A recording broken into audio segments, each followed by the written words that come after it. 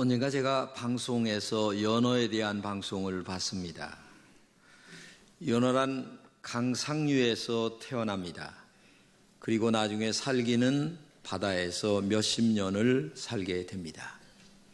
그리고 나중에 죽을 때가 되면 알을 낳아 다시 고향으로 올라오게 되는데, 그게 뭐 1일 2km가 아니고 수백 킬로를 찾아서 고향에 와서 알을 낳고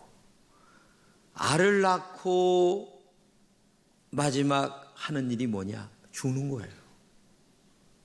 그 고향에서 태어나 멀리 떠돌아다니다가 살다가 마지막에 고향에 와서 알 낳고 죽는 게 연어죠.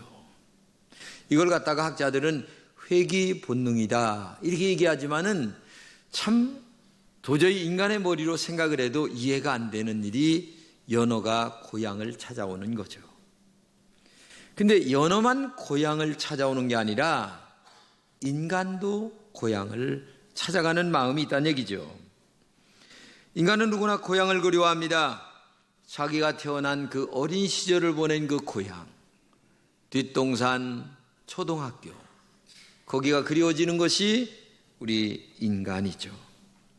고향 이야기가 나오면 성경에서 감동을 주는 인물이 나오는데 바로 오늘 본문에 나오는 야곱에 관한 이야기입니다. 야곱의 일생은 살펴보면 두 가지의 큰 방향 전환이 있는데, 하나는 뭐냐면 집을 떠나서 멀리 외삼촌 댁으로 가는 그 사건이 하나가 있고요. 그 다음에 외삼촌 댁에 가서 약 20년 동안 머슴살이를 하면서 자수성가해가지고 고향을 돌아오는 사건, 그 두 이야기가 본문에 나오는 야곱의 이야기지요. 야곱은 외삼촌 댁에 가서 밤낮을 가리지 않고 돈을 법니다. 그 당시 부의 상징이었던 양떼와 속떼, 약떼 이런 것들을 아주 엄청나게 모았습니다. 야곱은 악착같이 노력하여 부귀영화를 얻었어요. 그런데 부귀영화를 얻으면 다 된 줄 알았는데 한 가지 마음에 고향 생각이 나는 거예요.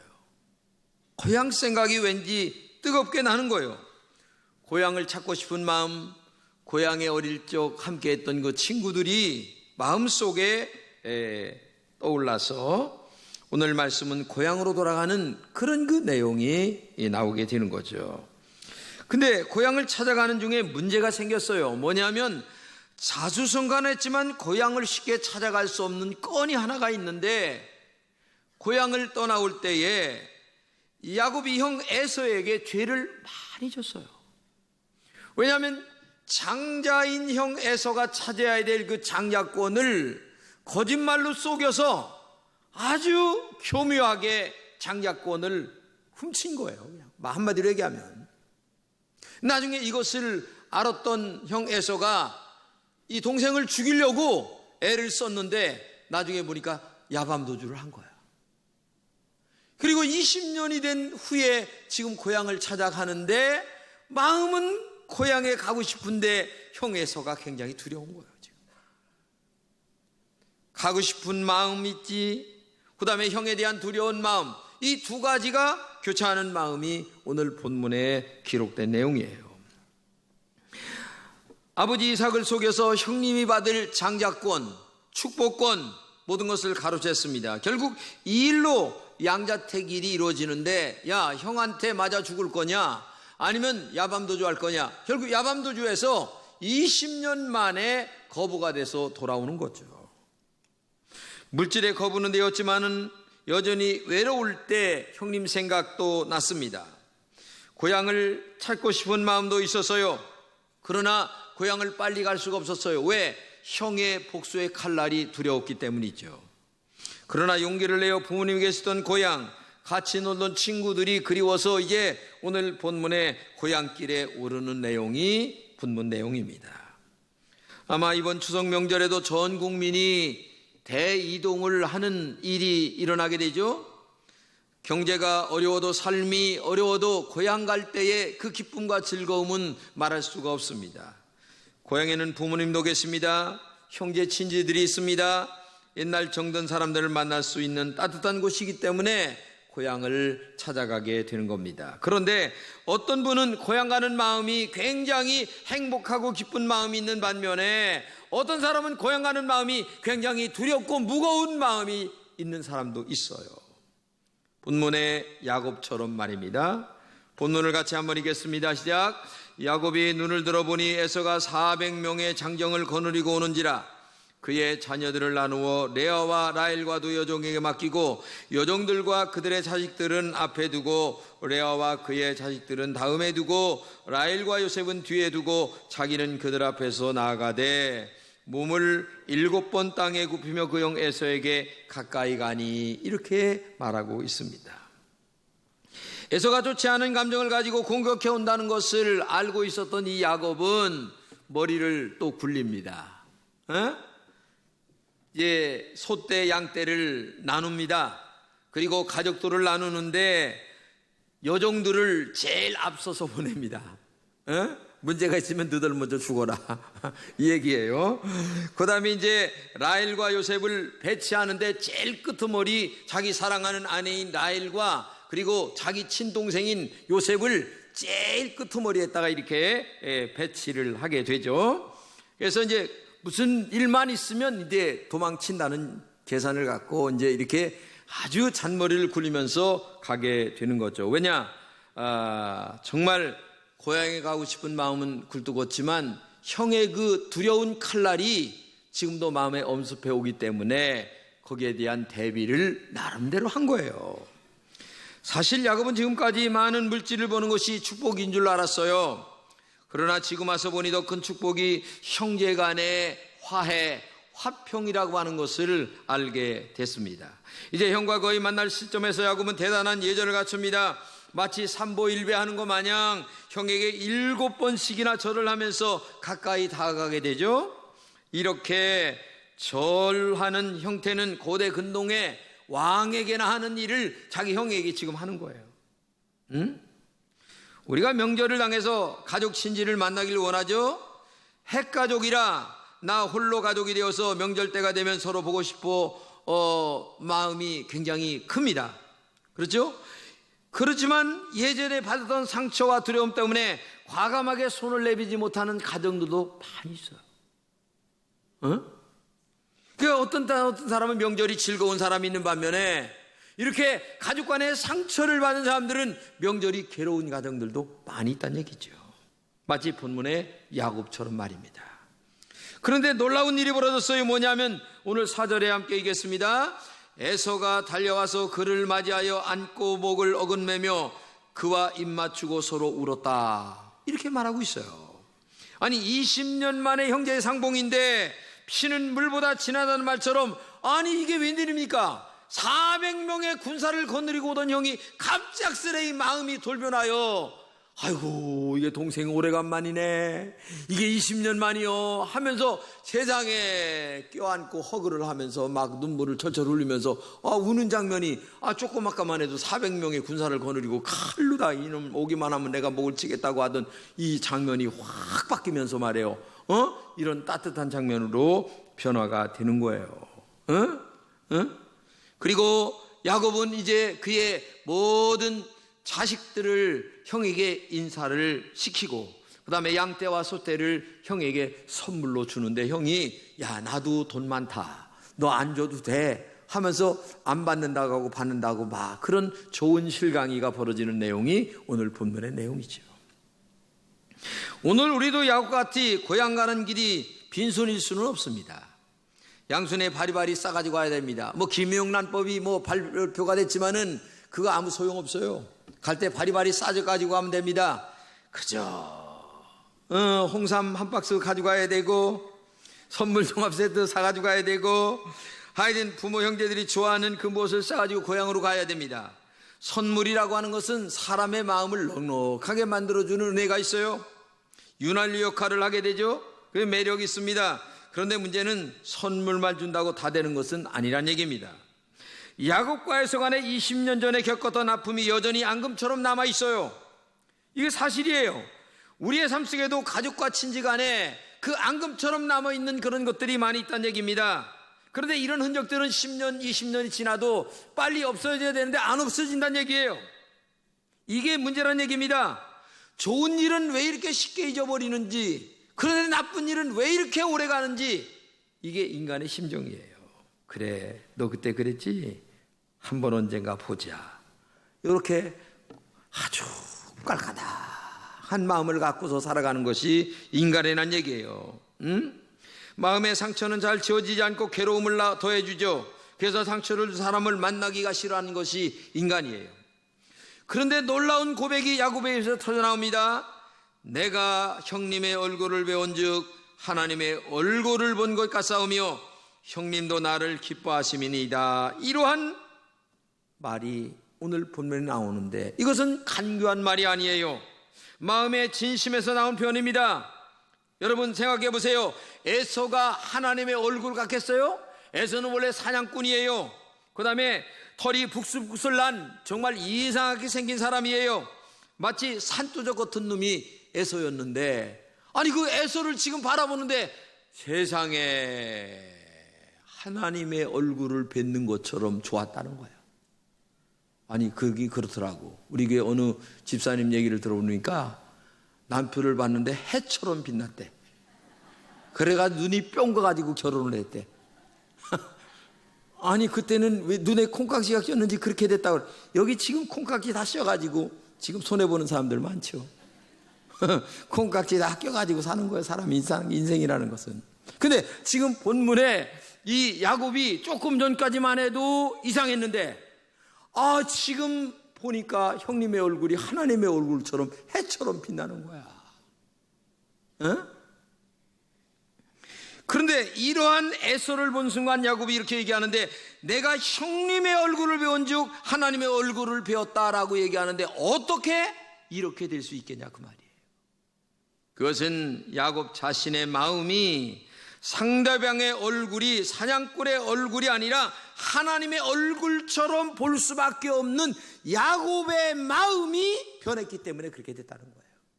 아니 형의 얼굴이 변한 게 아니라 야곱의 마음이 변했다는 얘기예요. 사실 마음이라고 하는 것은 거울에 따라서, 마음의 거울에 따라서 상대방의 얼굴이 변화되는 것 아니겠습니까? 내 마음의 상태에 따라서 상대방이 좋게 보일 수도 있고 내 마음의 상태에 따라 상대방이 나쁘게 보일 수도 있는 거예요. 그렇잖아요?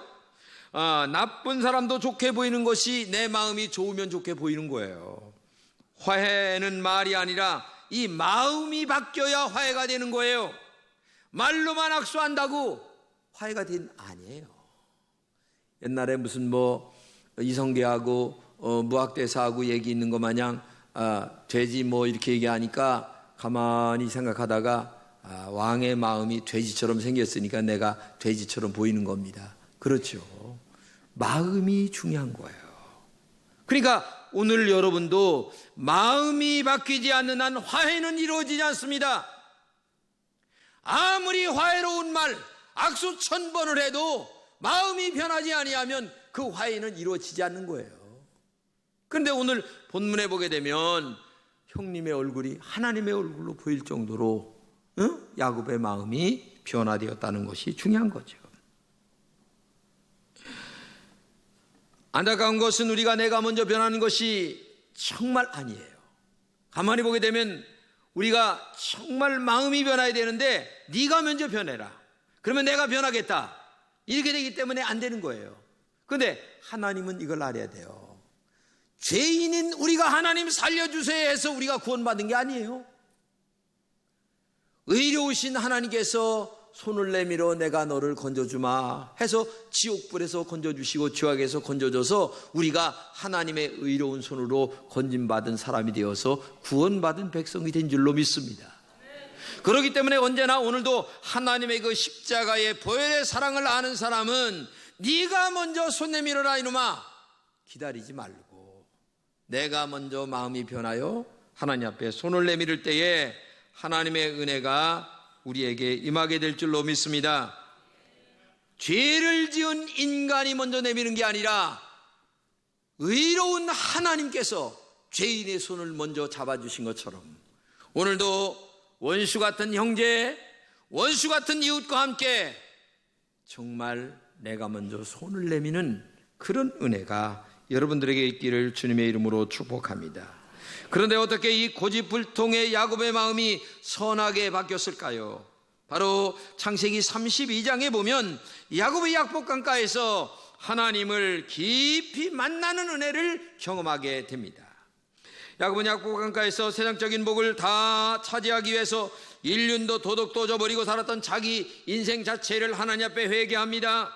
그는 약복강가에서 한없는 통회하면서 지난날 내가 잘못했습니다. 인간적으로 살았던 거 잘못했습니다. 돈 때문에 형과 싸웠던 것을 용서해 주세요 하면서 회개 또 회개, 그 모든 죄를 하나님께 용서받고 나니까 이상하게 마음속에서부터 샘솟는 기쁨이 넘치기 시작하는데 이 인간 야곱이 완전히 변화가 되는 거예요. 그러자 하나님께서는 야곱에게 두 가지 선물을 주십니다.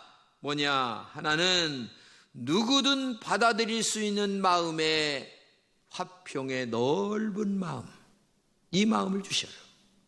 또 하나는 뭐냐? 이름을 야곱에서 이스라엘로 바꿔 주셨다고 하는 얘기입니다. 여러분, 야곱이라는 이름의 뜻이 뭔 줄 아세요? 도둑놈이라는 뜻입니다.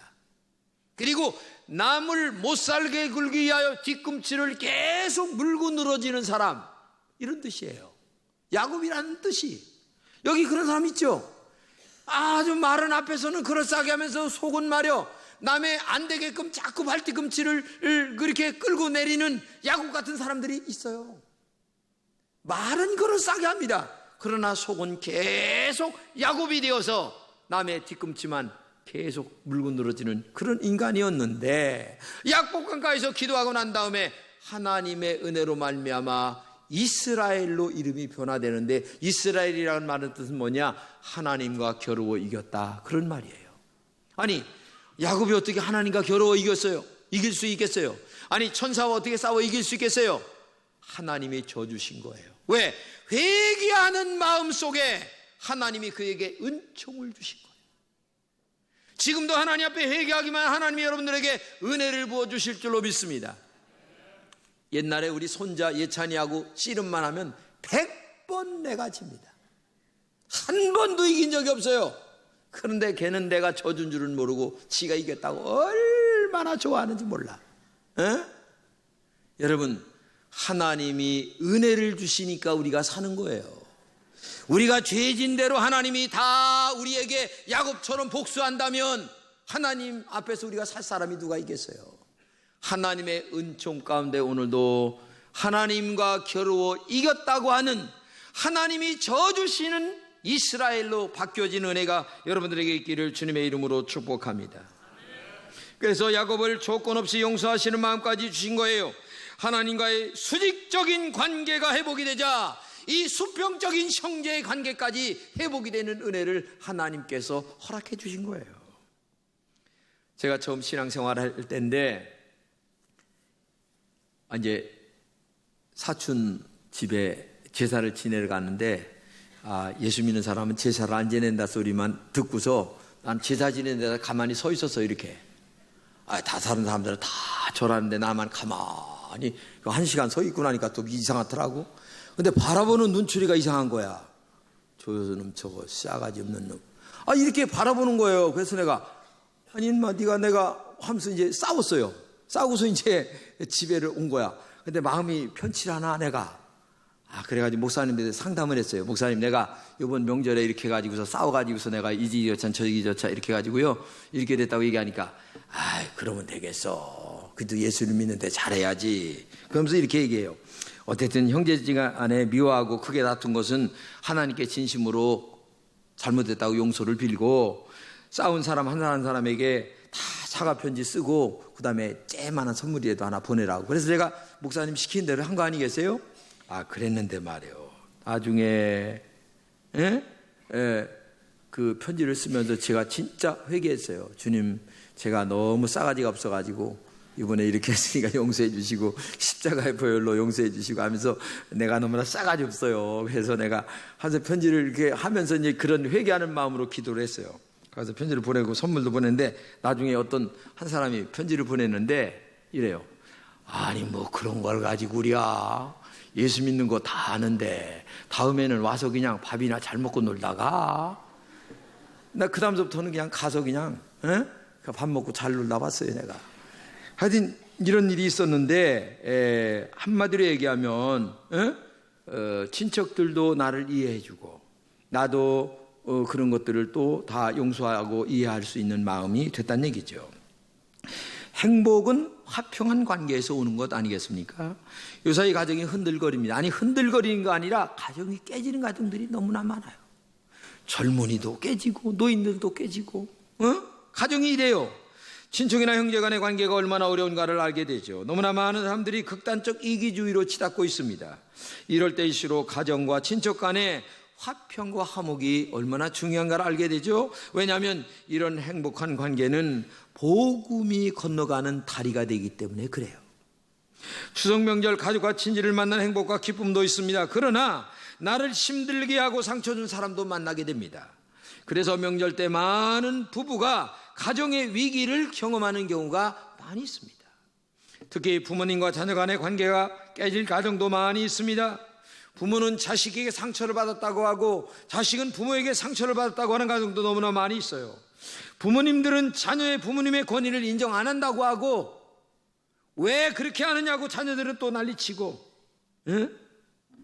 부모는 자녀들이 순종해야 된다고 얘기하고 자녀는 부모님이 자식이 뜻대로 따라줘야 된다고 또 얘기하고 이게 뭐가 안 맞아요.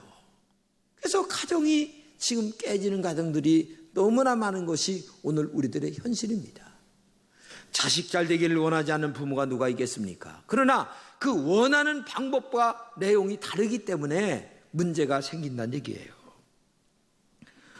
어느 교회 남자 집사님에게 일어난 일입니다.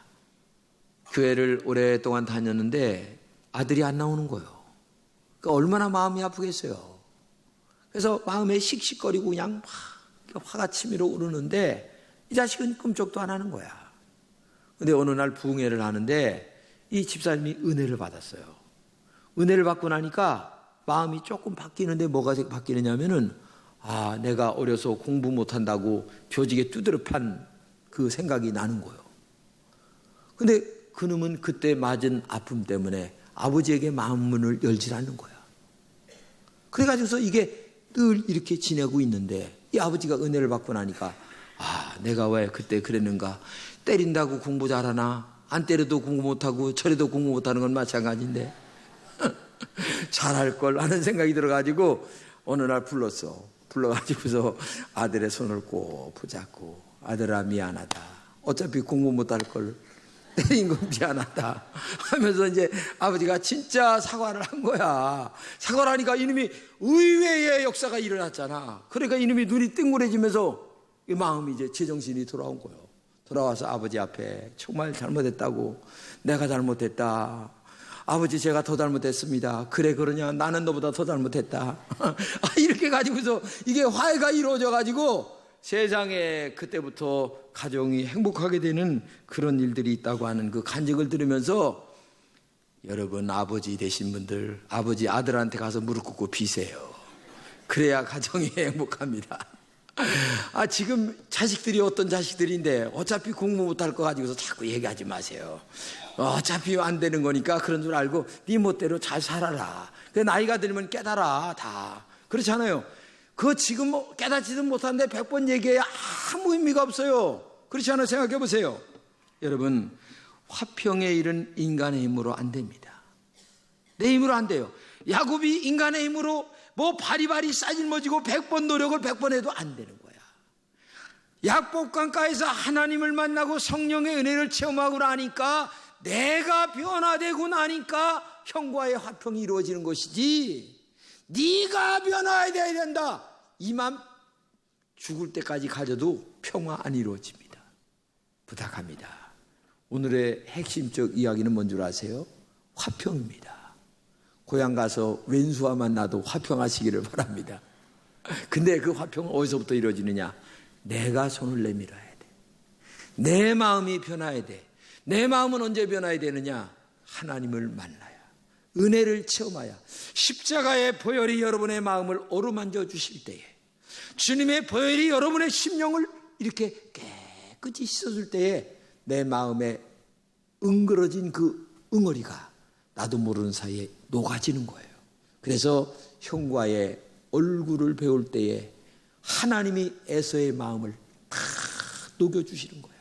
상대방의 마음도 녹여주시고 내 마음도 녹여주시고, 이래서 형제간의 화해가 이루어진 거예요. 아마 이번 명절에도 여러분들이 고향을 찾게 될 것입니다. 가서 왼수의 얼굴을 볼 때 얼굴 찡그리지 마시고, 그래 오래간만이다 허그를 하면서 다 지난 날은 잊어버려, 특별히 시어머니와의 관계와 며느리 관계도 회복하는 은혜가 있기를 주님의 이름으로 축복합니다. 다 껴안아 주세요. 나는 현찰박치기를 좋아한다 이런 얘기 하지 마세요. 너 온 것만 해도 좋다 이렇게 얘기하세요. 그러면서 껴안아 주시면 은혜로운 추석이 될 줄로 믿습니다.